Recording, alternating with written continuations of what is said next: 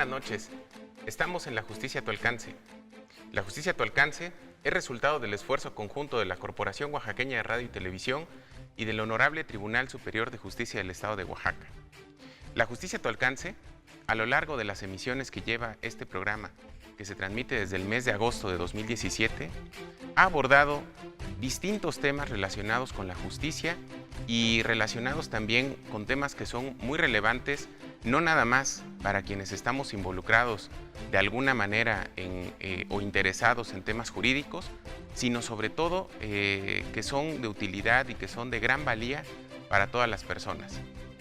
Hemos platicado de distintos aspectos civiles, mercantiles, familiares, penales y bueno, en una variedad enorme de temas que tienen la característica de ser parte de nuestra vida, de ser propios de nuestra convivencia, de nuestras relaciones con las demás personas. Y dentro de esos temas hay uno que es muy relevante, que ha cobrado mucha relevancia en los últimos años y que hoy en día es materia de profundos debates, además de un proceso de construcción teórica y práctica, que es muy importante porque no nada más incide en el desarrollo de un proceso judicial, sino que también contribuye de manera decidida a la construcción del Estado de Derecho. Estamos hablando del debido proceso, este conjunto de derechos que se encuentran establecidos en la Constitución y que en general, en global, pues permiten que exista un juicio apegado a derecho, que se permite que se revise que todas y cada una de las reglas, derechos y principios establecidos en la Constitución se cumplan, y eso evidentemente nos permite hablar de justicia en general. Para que podamos abordar un poquito más, con más elementos y conocimientos este tema, vamos a ver la cápsula que preparó nuestra producción y regresamos. El sistema de justicia penal que entró en vigor en nuestro país el 18 de junio de 2016 tiene como finalidad mejorar el acceso y la impartición de justicia a través de un procedimiento acusatorio y oral más transparente, tanto para los imputados como para las víctimas, en el que se cumpla con el objetivo de esclarecer los hechos, proteger a los inocentes y procurar que los responsables no queden impunes. La existencia del juez de control en el sistema de justicia penal acusatorio es importante, ya que le corresponde analizar si procede o no una orden de aprehensión, si el control de una detención fue apegada o no a derecho y garantizarle a toda persona imputada por un delito que sus derechos humanos sean respetados, a efecto de no violentar el debido proceso en la audiencia de formulación de imputación. De igual manera, la función de esta figura termina con el desahogo de la audiencia intermedia, es decir, aquella previa a la preparación para el juicio oral, y en caso de que las partes no lleguen a alguna salida alterna en el proceso judicial, el asunto se somete a juicio y serán otros jueces los que resuelvan la situación jurídica de una persona. Uno de los principales reclamos del sistema de justicia en México es la falta de transparencia y legalidad de los actos administrativos durante un juicio, que terminan obstaculizando la procuración de justicia en detrimento de la sociedad, por lo que la función de este juez reside en el acompañamiento y supervisión de las distintas etapas del proceso penal en beneficio tanto del imputado como de la víctima. Como vemos, es un tema lleno de aristas importantes de las que necesitamos y debemos hablar, y para eso esta noche en La Justicia a tu alcance nos acompaña un invitado de lujo. Nos acompaña el maestro Luis Raúl Hernández Avendaño. Él es juez de debate en la región de la Cuenca del Papaloapan. Maestro, muy buenas noches. Muchas gracias por estar aquí en La Justicia a tu alcance. Buenas noches, Adrián, a sus órdenes. Pues bueno, para que podamos entrar en materia y podamos platicar, porque el tiempo es corto, y este tema, como podemos ver, es de la mayor amplitud y de la mayor relevancia del que podemos hablar, tendríamos que partir de una pregunta muy simple. ¿Qué relación tiene el proceso penal acusatorio con el fortalecimiento de este principio o de este conjunto de principios englobados en el debido proceso?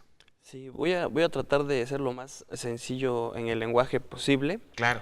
En 1999, el Comité de Derechos Humanos de la Organización de Naciones Unidas visitó al Estado mexicano.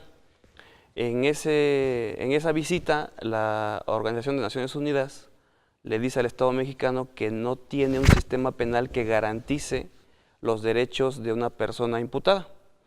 Entonces, recomienda que cambie el sistema de justicia penal.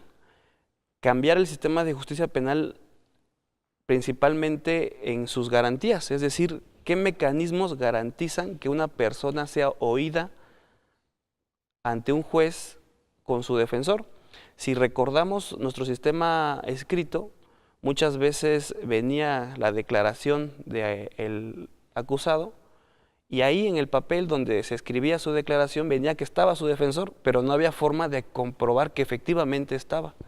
Entonces las Naciones Unidas le dice al Estado mexicano, implementa mecanismos para que garantices que efectivamente una persona sean respetada en sus derechos.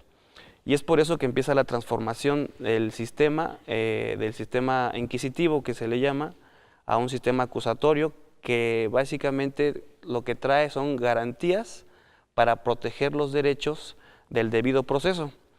¿Qué podríamos definir como el debido proceso en el mundo? Digamos, las cortes internacionales han definido al debido proceso como la posibilidad de que una persona acusada se defienda, es que la persona que se le acusa de algo tenga las herramientas para poder defenderse de esa acusación. Ese es el debido proceso. Por eso es que están planteando reformas internacionales a efecto de incluir en este concepto de debido proceso a la víctima, ¿no? Que en este concepto no se encuentra, ¿no? Claro que cuando hablábamos del sistema inquisitivo, del sistema escrito, ¿no? Que bueno, coloquialmente lo conocemos con distintos nombres, pero que es este sistema que existió pues durante décadas, más de un siglo, y que vino a transformarse cuando entró en vigor van a ser 2 años, ¿no? de la entrada en vigor de la reforma penal. Pues hasta entonces de la víctima no se hablaba, ¿no? Y creo que no solo no se hablaba de la víctima, sino además estaba muy poco puesto en el foco de la atención, pero en el de a de veras, como bien lo decía, el respeto a ciertos principios y a ciertas condiciones que a lo mejor ya estaban en la Constitución de manera abstracta, pero que no habían, por un lado pareciera que no habían aterrizado en el juicio ya propiamente en el desarrollo, pero además no se le había dado la importancia como este elemento que siempre lo hemos sabido que ha existido siempre, este principio que dicen que todas las personas deben de tener un defensor y que si no lo pueden pagar, el Estado debe darles un defensor, y sin embargo no existían a lo mejor todos esos elementos para garantizar que verdaderamente estuviera ahí. Me parece que una de las funciones que además en esta transformación del juicio, del sistema acusatorio, cobra enorme relevancia, es la tarea del juez de control. Si nos pudiera explicar brevemente cuál es la función de ese juez de control y por qué tiene tanta importancia esa fase inicial cuando inicia, perdón por la redundancia, un juicio en materia penal. Sí, hay una frase muy bonita que a mí me parece define lo que es el debido proceso. Dice, el debido proceso es la línea que separa la justicia de la venganza. Entonces, el debido proceso es eso, pues, que no haya venganza ni del particular ni del Estado hacia una persona. Entonces, el juez de control es aquella institución que está en la norma, en la Constitución está en el artículo 16, pero el juez de control lo que hace básicamente es controlar las actuaciones, por eso se llama juez de control, del Ministerio Público. Antes el Ministerio Público podría generar ciertas actuaciones que tenían validez sin que pasaran por el Poder Judicial, sin que pasaran por un juez que revisara esta cuestión. La principal es la detención. La detención es la principal forma de que el Ministerio Público a través del derecho penal lastime a los ciudadanos en su libertad. Entonces por eso es que se crea el juez de control para poder controlar la investigación que el Ministerio Público antes hacía de manera secreta y de manera unitaria, es decir, el Ministerio Público no le respondía a nadie más que a sí mismo o a su procurador o al Ejecutivo. También lo que es importante decir es que el debido proceso no es en favor de los delincuentes, porque muchas veces la sociedad lo ve así, que el debido proceso es en favor de los delincuentes y que se dejan en libertad a personas culpables. El debido proceso es una lucha civil de contención o de protección de los poderes salvajes, de tanto particulares poderosos que quisieran lastimar a un ciudadano común, como de el Estado que quisiera contener o controlar a cierto sector social. Entonces el debido proceso son garantías para que no ocurra este tipo de venganzas ni privadas ni públicas, y el juez de control es la institución encargada de hacer eso. Y es que a veces nos cuesta un poco de trabajo entender, lo hemos platicado desde distintos ángulos en la justicia a tu alcance, que incluso el delincuente o la persona que es acusada o imputada en este caso, tiene también derechos, ¿no? Tiene también, a pesar de su condición, a pesar de que se presume que cometió un delito, tiene a su favor todo un catálogo de derechos que en gran medida son los que le dan contenido al debido proceso. ¿Estoy en lo cierto? Sí, realmente podemos ver cuál es la diferencia sustancial. Era que en el sistema anterior se le daba mucha importancia a la confesión del acusado. Como se le daba mucha importancia a la confesión del acusado, el sistema en su totalidad daba oportunidad de torturar incluso con tal de que confesara. Incluso había tesis de la Suprema Corte que decía que si el acusado había aceptado el delito y después había retractado, esa era una artimaña de defensa y no se le debía dar valor y debía subsistir la primera declaración. Incluso que pudo haber salido de la tortura, ¿no? Que además era una práctica muy desafortunadamente muy común en México durante muchas décadas, ¿no? De hecho, la Comisión de Derechos Humanos dice que es la principal queja es la tortura en las detenciones. Entonces, lo que hizo el sistema es quitar ese tipo de declaraciones, es establecer reglas para llegar a una verdad. Es decir, el sistema acusatorio prioriza o acepta la mayor importancia del derecho de las personas a la búsqueda de la verdad por cualquier medio. Entonces la confesión deja de ser la prueba reina y la limita demasiado y hace que la persona sea una persona con derechos y no sea tratada como un objeto, sino como un sujeto en el proceso penal. Claro, tenemos que ir a un corte, pero regresando del corte y abundando quizá un poco más en este tema, me gustaría mucho que nos platicara, a lo mejor en términos generales, por ejemplo, ¿qué es el control de detención? Porque tiene mucho que ver justamente con esta forma de, valga la redundancia nuevamente, de controlar por parte del juez la actuación de quienes llevaron a cabo la detención, bajo qué circunstancias, qué se debe, o sea, qué elementos son los que revisa. ¿Nos puede platicar de esto? Sí, vamos a un corte muy breve y continuamos en La Justicia a tu alcance. No nos tardamos nada.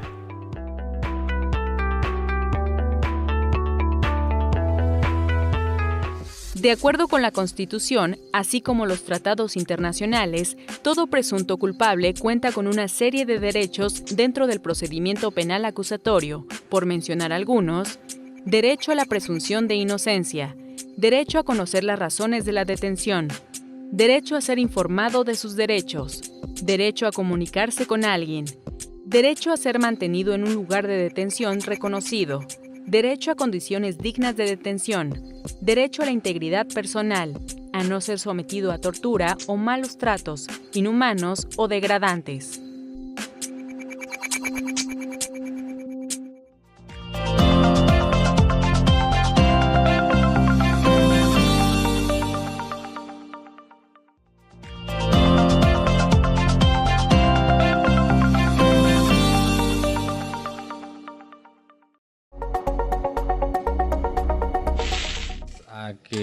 respeten su integridad física y moral, obviamente, y que obviamente la detengan conforme a un mandato legal.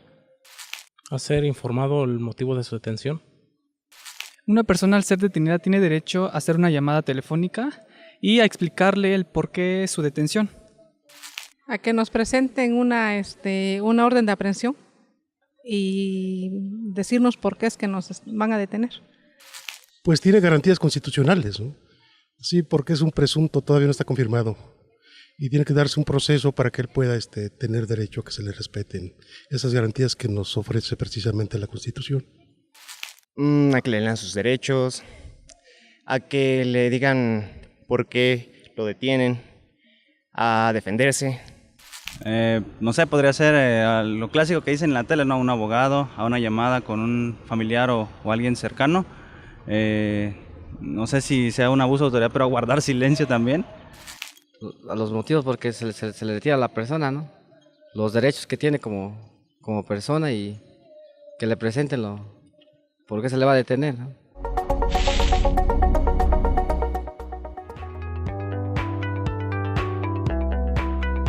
Estamos de regreso en La Justicia a tu alcance.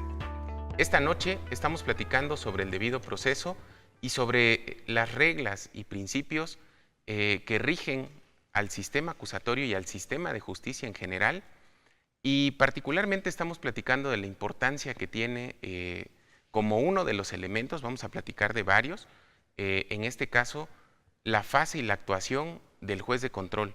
Antes de ir al corte, nuestro invitado nos explicaba con mucho detalle esta actividad y la relevancia que tiene esta actividad de control por parte del juez sobre la actuación del Ministerio Público al momento de ejecutar, como se dice en el ámbito jurídico, el acto de molestia en contra de un particular. Le preguntábamos antes de irnos al corte, ¿qué aspectos son los que se revisan, por ejemplo, cuando el juez de control lleva a cabo propiamente esta revisión que se conoce como el control de detención? Sí, para que se vea la importancia del acto que es el control de detención, claro, vamos a tratar de ver qué se hace antes y qué se hace ahora, ¿no? Claro, es muy importante el contraste porque eso es el que nos permite... Sí, ver la diferencia y sobre todo hacer hincapié que es un sistema diferente y como sistema no radica en una institución, sino radica en la sociedad completa. Realmente la sociedad en todos sus aspectos es la que debe cambiar culturalmente, ¿no? Tanto las víctimas como los acusados, las autoridades deben de cambiar culturalmente del sistema anterior. Básicamente el control de detención se hace cuando alguien es detenido en flagrancia. Flagrancia significa que es detenido al momento de cometer el delito, es decir, fue descubierto al momento de estar cometiendo el acto ilícito o el delito, y en ese momento es detenido.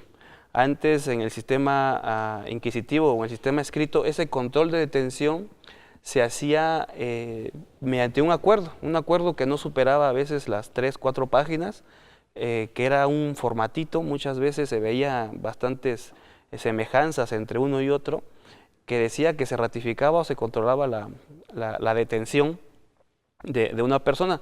En el sistema actual no es así. En el sistema actual se hace una audiencia. En esa audiencia que está uno ante el juez, ya está el acusado con su defensor, el Ministerio Público, le dice a la persona imputada, en este caso, que por qué fue la razón en que lo detuvo y por qué razón es que la detuvo en flagrancia, es decir, por qué la puede detener en ese momento o la pudieron detener en ese momento sin necesidad de orden o mandato judicial. Recordemos que la flagrancia es una excepción. Se supone en la Constitución que la única forma de detener a las personas es mediante escrito, fundado y motivado en autoridad, pero la flagrancia es una excepción a esta circunstancia en el que por ser sorprendido al momento de cometer el delito es que te permite la Constitución detener a esta persona para que no quede impune el hecho y sea conducido ante las autoridades que correspondientes. El Ministerio Público tiene 48 horas para poderlo poner a disposición del juez y comunicarle la razón del por qué fue detenido de esa manera. Esto es lo importante, porque esta cuestión de ser detenido en el momento de cometer el delito cambia su contenido al momento de ser público, porque al momento de ser público muchas veces nos vamos a dar cuenta que muchas detenciones en flagrancia no fueron al momento de cometer el delito, sino fueron momentos después de haberse cometido, y esto no podía ser tan evidente en el sistema escrito. Por eso es que el juez lo que hace es que el Ministerio Público realmente detenga a las personas que fueron sorprendidas y que es evidente que cometieron el hecho ilícito, y por eso fue que fueron detenidas, y no que haya detenido y después quiera investigar la detención. Por eso la función del juez de control es verificar principalmente esto, que la detención sea efectivamente en flagrancia, es decir, efectivamente no haya duda que fue detenido en el momento de cometer el hecho ilícito, y que no haya pasado el lapso de 48 horas que la Constitución marca, ¿no? Básicamente eso es lo principal del control de la detención. Y es que hemos visto en los últimos meses que, por ejemplo, esto que era un tema del que no se hablaba nunca, vamos, si pensamos antes de la entrada en vigor del nuevo sistema de justicia, bueno, en Oaxaca quizá sí un poco más porque nuestro sistema local en el Poder Judicial del Estado es un poco anterior, ¿no?, al sistema de justicia penal, digamos, el del ámbito nacional, ¿no?, porque hoy en día rige para todo el país, pero antes de eso era un tema del que no se hablaba, o sea, no había como esta certidumbre de que se estaban siguiendo ese tipo de reglas, y entonces, como bien lo dice, era fácil o relativamente fácil, por ejemplo, brincarse la flagrancia, que entiendo que sigue también reglas muy concretas para que algo pueda ser considerado como flagrancia, por ejemplo, ¿no? O la forma en la que fue detenido, o el hecho de que se le haya informado al momento de ser detenido, es decir, que llevaran la orden judicial para detenerlo, en el caso no de una detención en flagrancia, sino de la ejecución de una orden de aprehensión, y me imagino que son también todos esos elementos los que se revisan, ¿no? Sí, realmente en el control de la detención son muchísimas otras cuestiones que se pueden revisar, pero la principal, la que da sustento a la audiencia es esta, ¿no? Hacerle saber sus derechos de la persona que se detiene también es importante, como por ejemplo que tiene derecho a guardar silencio, que tiene derecho a un abogado defensor, ser conducido de manera inmediata a la autoridad correspondiente, que sería el Ministerio Público, porque aquí no hay orden de autoridad judicial, sino es por detención en flagrancia. El Ministerio Público informarle que básicamente al Ministerio Público le falta un poco de profesionalización, pero el Ministerio Público debería de informarle después a la persona acusada o a detenida si va a pedir prisión o no, porque puede una persona cometer un delito, ser detenida porque eso es la flagrancia, la detiene uno, la manda con el Ministerio Público, y si el Ministerio Público ve que el tipo de delito no es el en el cual él pueda pedir o vaya a pedir prisión, él no va a mandarlo con el juez o no va a ir con el juez a solicitar el control de la detención, sino va a decir, te voy a citar después, voy a investigar, voy a seguir con esta investigación y después te voy a citar con el juez, porque no voy a pedir prisión.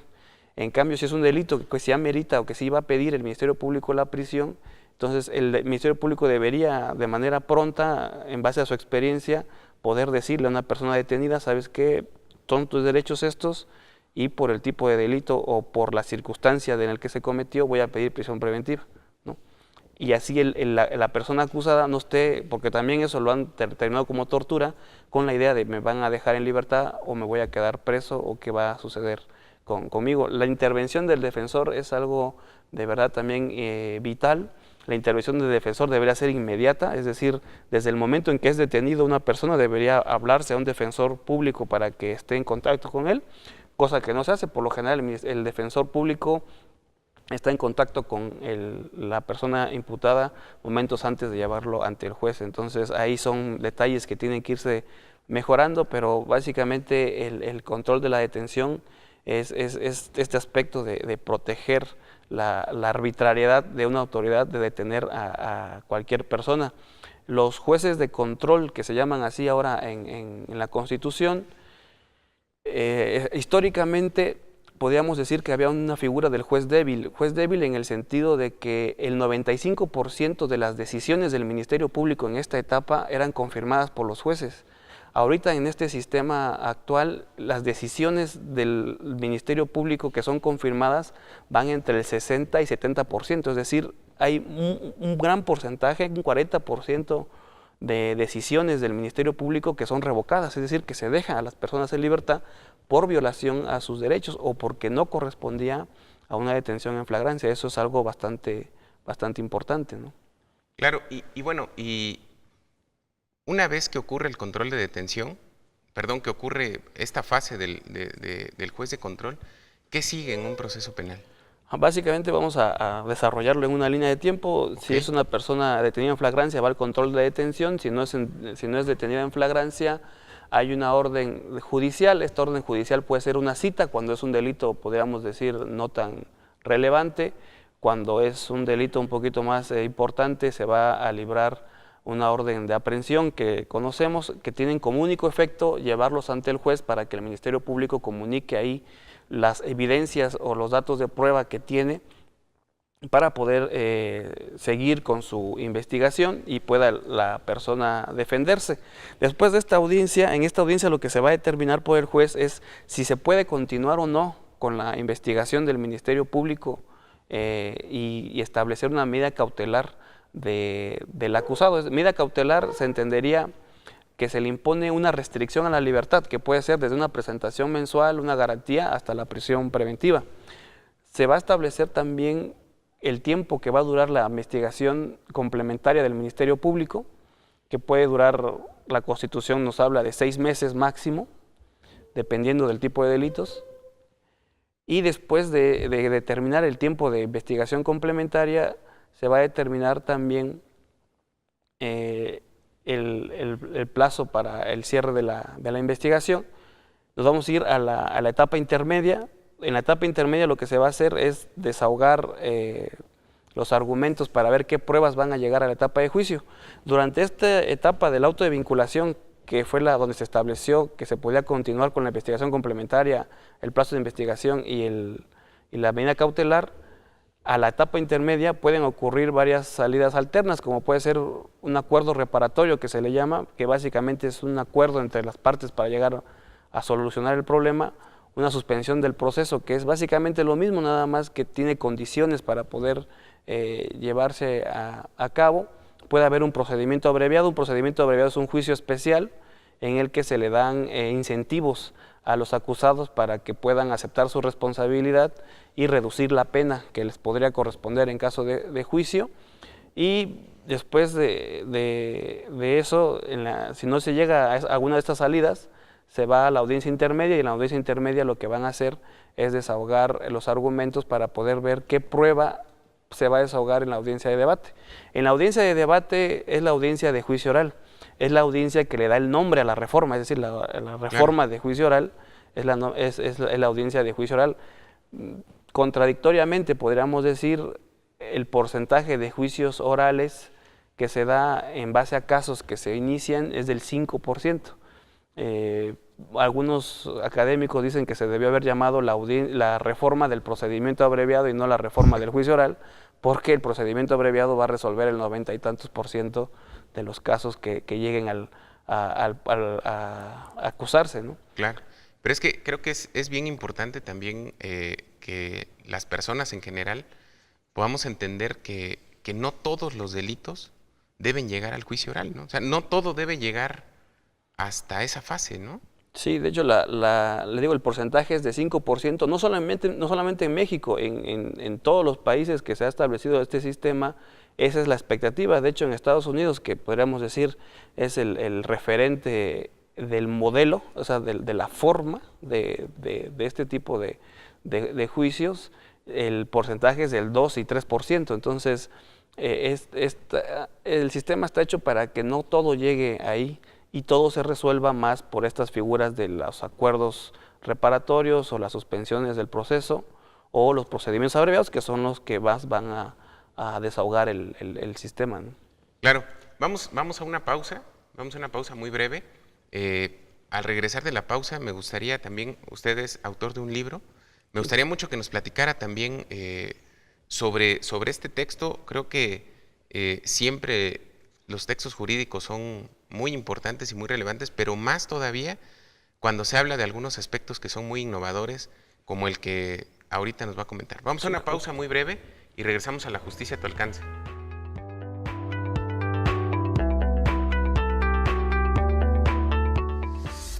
Entre otros derechos del procedimiento penal acusatorio con los que cuenta todo presunto culpable están: derecho a la igualdad ante la ley y ante los tribunales, derecho a no declarar, derecho a un defensor de oficio, derecho a ser presentado a un tribunal o a un juez sin demora, derecho a conocer los cargos que se le imputan a la persona, derecho a enfrentar el juicio en libertad, derecho a que no se admitan pruebas ilícitas en el juicio, derecho a contar con tiempo y medios necesarios para la defensa, derecho de apelación, derecho de indemnización por error judicial, derecho a un intérprete, entre otros.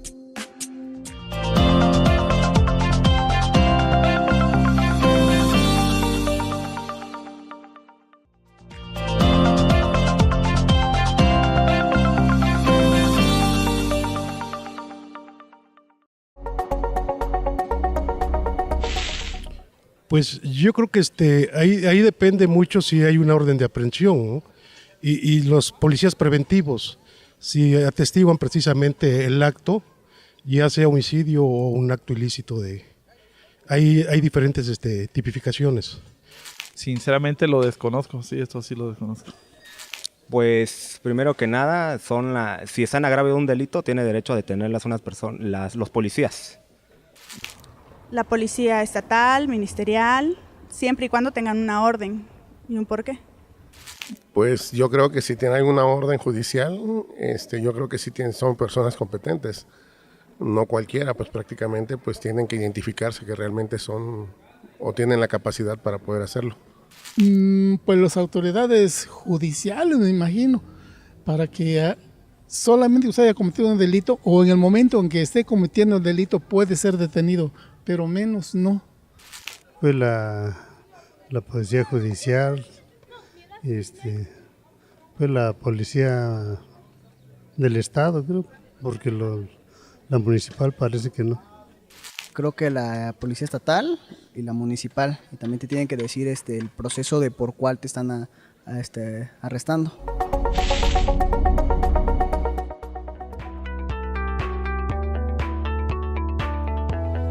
Estamos de regreso en La Justicia a tu Alcance. Estamos hablando sobre el debido proceso y estamos hablando con nuestro invitado, que es un juez de debate de juicio oral, con el maestro Luis Raúl Hernández Avendaño. Estamos platicando sobre la importancia que tiene el debido proceso en el sistema de justicia penal acusatorio y algunos aspectos que son muy relevantes para el desarrollo de este tipo de procesos. También, y no quiero dejar pasar la oportunidad, que podamos platicar un poco de este texto. Me voy a permitir tomarlo.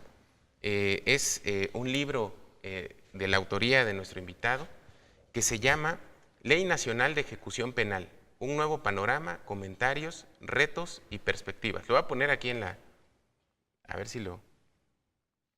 A ver, para que ahí está. Es un texto de reciente publicación y que habla o analiza más bien algunos aspectos de la Ley Nacional de Ejecución Penal.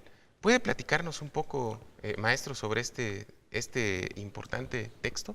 Sí, de hecho, Ferrajoli decía que el derecho penal es aquello que no se puede lastimar ni con el delito ni con la pena. Y este libro se refiere a eso. En junio de 2016 sale la Ley Nacional de Ejecución Penal. ¿Qué de importante tiene la Ley Nacional de Ejecución Penal? Pues proteger a las personas que están privadas de libertad.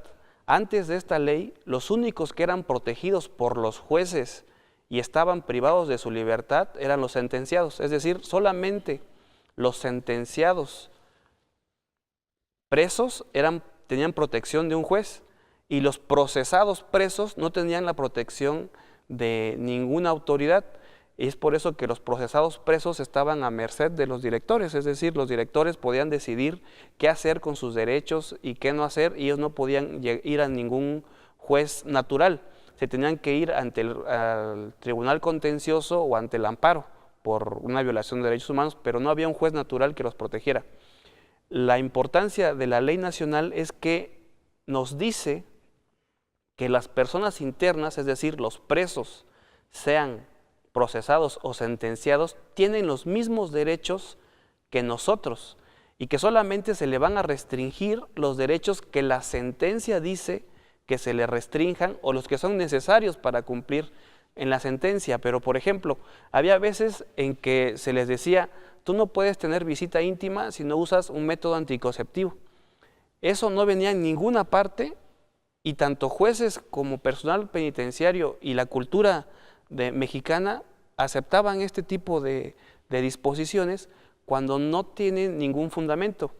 El director del reclusorio se establecía como una autoridad paternalista, es decir, el director del reclusorio cree todavía hasta nuestros tiempos que su función es reformar o readaptar a una persona que es anormal.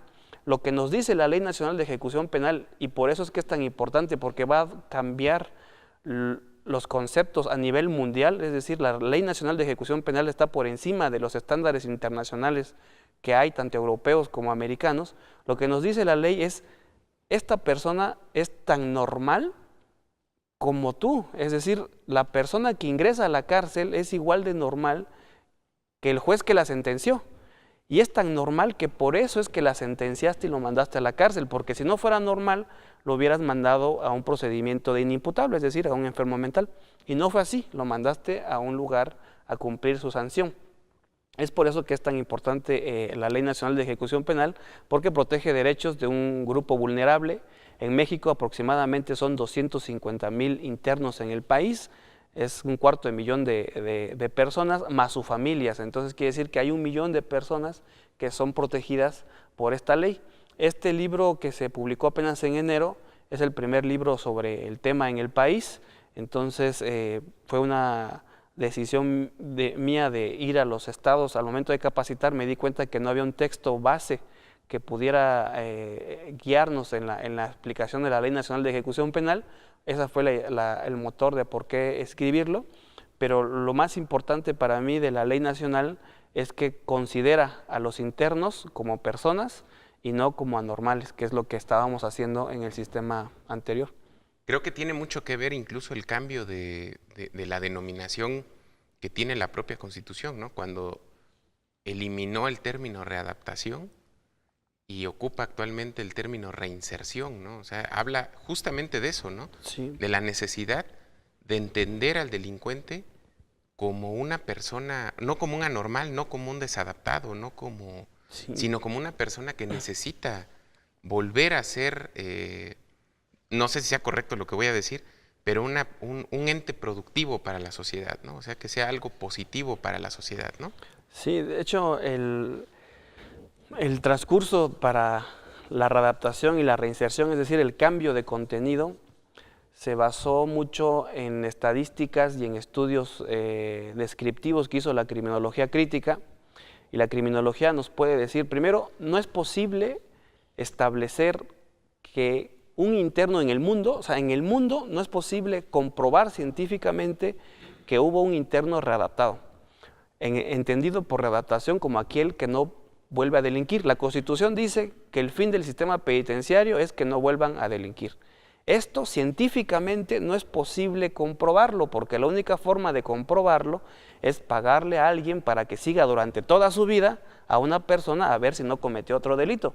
como no es científicamente comprobable, es pues inútil que esté en un concepto así, porque es ideológico, no es realmente materializable. Lo que la reinserción nos dice es que esta persona que cometió un delito debe ser castigada por ese delito que cometió, y su castigo se debe cumplir con el respeto de la ley, es decir, con el respeto de sus derechos. Y el gran logro, que esa es la transformación, el gran logro que puede tener un director de reclusorio en la reinserción social es que en su reclusorio haya legalidad y se respete la ley, no que en su reclusorio se haga a una persona más útil, podríamos decir, o mejor persona, sino que se respete simplemente su decisión de vida. Es decir, si una persona interna decide no estudiar, pues que se respete no estudiar y no que se le obligue, como si fuera un niño, a hacer cosas que él no desea hacer. Creemos que estas cosas se deben hacer en libertad y no al momento de estar ya en la prisión cuando se obliga a alguien, ¿no? Claro, y bueno, esta ley nacional de ejecución penal, ¿cuándo entró en vigor? ¿Tiene fases? Digo porque también es cierto que, como platicábamos al inicio, hay aspectos en los que se ha puesto mucha atención y otros aspectos que verdaderamente parecían una gran interrogante, entre ellos el sistema penitenciario, que era muy discrecional y con mucha claridad lo apunta. Esta ley, ¿cuándo entró en vigor? ¿Entró ya en vigor en todo el país? ¿Tiene fases? ¿Cómo se está implementando su contenido? Sí, esta ley básicamente ya entró en vigor 17 de junio de 2016. El problema está que tanto la federación como los estados, todos los estados del país y la federación incluida, no aceptan la vigencia de la ley porque implica este cambio de cultura y este cambio de estructura en el que vas a proteger a una población que estaba desprotegida. Vamos a ser de alguna manera prácticos, ¿no? El 60% de la población penitenciaria estaba protegida por el sistema judicial. El 40% no estaba protegida por el Poder Judicial. Entonces, esa es la carga de trabajo que es la principal razón del por qué no aceptan la Ley Nacional de Ejecución Penal en su vigencia, que ya está a 2 años de haber sido vigente, pero no se ha hecho nada, o no se ha hecho mucho en grandes, tanto en la federación como en los estados. Y esa es la gran razón por la cual no se acepta, ¿no? Pero aparte de eso, la Ley Nacional establece un sistema de audiencia. De ese 60% que el Poder Judicial ya atendía, la mitad está en sistema escrito y la otra mitad está en sistema oral. La ley establece que todos tienen que estar en sistema oral, lo cual al momento de hacer otra vez las cuentas nos dice que el 70%, el 30% que estaba por escrito más el 40% que no atendía yo, el 70% está desatendido o no está conforme a la Ley Nacional de Ejecución Penal y por esa razón es que no están aceptando la vigencia, pero la Ley Nacional empezó a regir desde el 17 de junio de 2016 y tiene ciertas fases, como dice, pero la última es en noviembre de este año. En noviembre de este año, la ley en su plenitud entra en vigencia y me hace recordar la frase de un interno anónimo que dice que los muros en una prisión, las paredes de una prisión, obedecen más que a contener o más que a evitar que se escapen los internos, a evitar que se observe qué es lo que ocurre dentro de la prisión. Que los muros son para evitar que la gente vea qué ocurre adentro de la prisión. Y es que sabemos que, bueno, en una prisión es como una, a lo mejor en esa concepción que tenemos que puede llegar a ser hasta muy vieja, pues que es como una pequeña sociedad en la que también hay el que controla, el controlado, el que tiende a ser violento, el que establece un autogobierno, práctica, es decir, lo bueno y lo malo, pero se supone que todo eso no tendría que pasar ahí, ¿no? Se supone que para eso están se supone o debiera de suponerse como en un territorio controlado, ¿no? Y no era así. Sí, o no es así, más bien. Ajá, no es así, es lo que acabas de decir, es el gran reto de la ley, es la cárcel es el lugar sin ley. Eso es lo que dice la gente, ¿no? Es la selva salvaje. La cárcel es el lugar sin ley, pero lo que dicen los tratados internacionales y lo que la ley nacional va a empezar a establecer es que la cárcel va a ser el lugar con ley por excelencia, porque es el lugar donde el Estado tiene control de todas las personas que están en su interior, ¿no? Tanto de dónde van como a dónde no van. El Estado tiene control absoluto de las personas que están ahí, por lo cual el Estado debe ser el responsable único. Y nada más para dar un ejemplo de esto, cuando hay un suicidio en la cárcel, muchas veces dicen se suicidó y no se investiga más. Lo que se debería hacer técnicamente cuando hay un suicidio en la cárcel es iniciar una investigación por homicidio por omisión al director del reclusorio como a los custodios y separarlos del cargo. Esta simple acción, esta diferencia entre decir se suicidó en la cárcel y quién sabe por qué se haya suicidado, a la acción de iniciar una investigación para que el responsable sea el director del reclusorio y los custodios, va a hacer que tanto el director como los custodios pongan más atención en eso.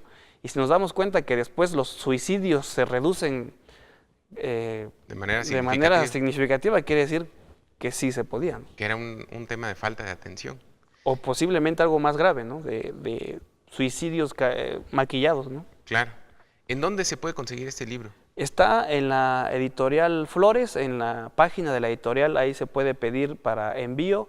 Está en todas las librerías del país, las más famosas del estado y del país, ahí las puede uno localizar en cualquiera. Perfecto, pues muchas gracias. Ojalá no sea la última vez que nos acompañe para que podamos seguir platicando de estos temas tan importantes del debido proceso. A mí en lo personal me parece un tema de la mayor relevancia, que todos, al margen de si somos o no abogados, todos tendríamos que conocer, entender en sus alcances y en su dimensión. Y bueno, pues teniendo voces expertas como la suya, pues qué mejor. Muchísimas gracias por haber estado esta noche con nosotros en La Justicia a tu Alcance. Y sobre todo, muchas gracias a usted, que como cada miércoles nos acompaña en este espacio. Muchísimas gracias. Aquí nos vemos la próxima semana a las 7 de la noche. Y gracias. Hasta pronto.